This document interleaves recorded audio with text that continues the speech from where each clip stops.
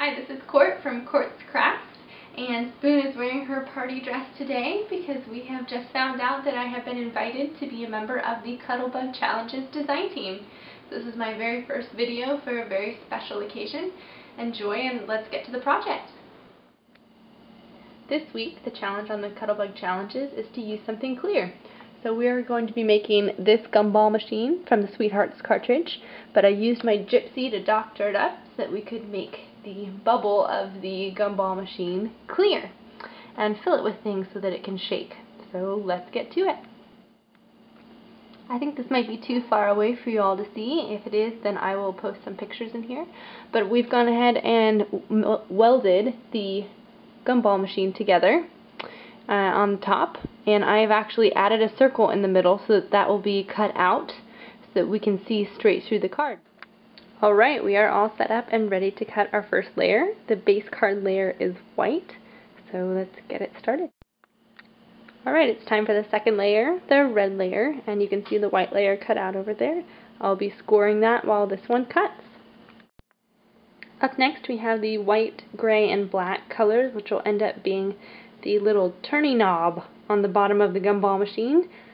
Now what I did for this, because I needed something clear, and I don't necessarily always have all the ingredients, is I went down to my local Office Depot and I picked up some of these binder covers. So, you know, they're the things that you normally put paper inside for reports. And all I did was take my paper cutter and take off the clear bits. So I have that now on my Cricut. I think you can kind of see there's a slightly grayed out line. And this is the big experiment of the night. So I have my blade on 5 and the pressure on maximum and the speed on almost high, or high, sorry, not max. And I'm going to cut it twice and we'll see how it goes. I'm so excited. I think it's working. Cricut is amazing. So these are all the pieces after we've cut them. This is going to be the card base. Each of these will go on the front and back side. Two of these pieces will go on the front in between the card base and this layer with some buttons in between to act as gumballs. I'll also be doing the same thing with the back side so you can see straight through the card, and there are gumballs on both front and back side. Gumballs. And then I'm going to take this layer here and emboss it and pop it up to give it some dimension, as well as this one. And this is going to be the spinner to get your gumball out of the gum machine. I think I'm going to be using the Divine Swirls Cuttlebug folder. It's very versatile. I like to use it on clouds, waves, what have you. And I just wanted to put in a quick note here that if you do not have a Gypsy, you can still make this card. I cut these at 5 inches tall, nice round number, so that you could do it at home. And instead of welding it, you can punch some holes in it like I did with this card. These are two separate pieces. Add some eyelets and put some ribbon in between, and that would be super cute as well. So no worries if you don't have a Gypsy, but if you don't, you're really going to want to get one. It's so much fun. Anyway, I'm going to go ahead and layer this up, and then we'll continue and get some embossing done. So for those of you that have never used a Cuttlebug before, I just wanted to show you how easy it is.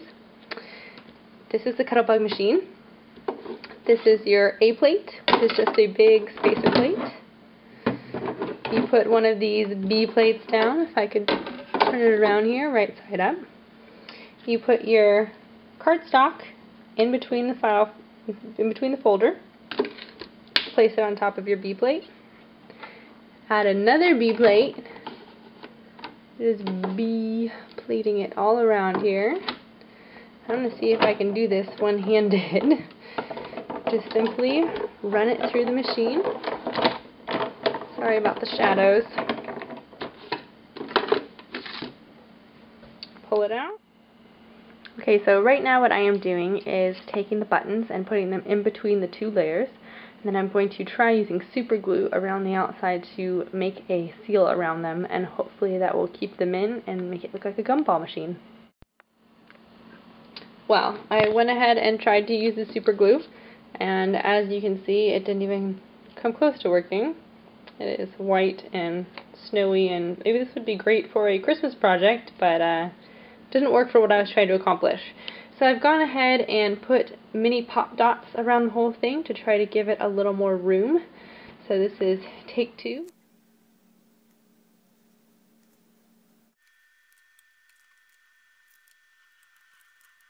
So now we are just going to apply some crazy glue around the outside. Finally find a use for the crazy glue. Drop this on top of it, drop our layer, close the card, and we are done.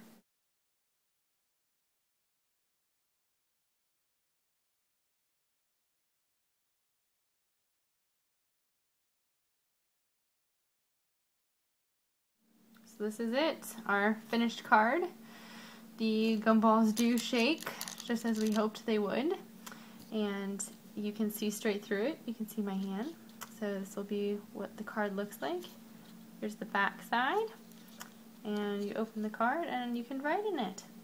So here it is, my gumball machine project. Until next time, have a beautiful day.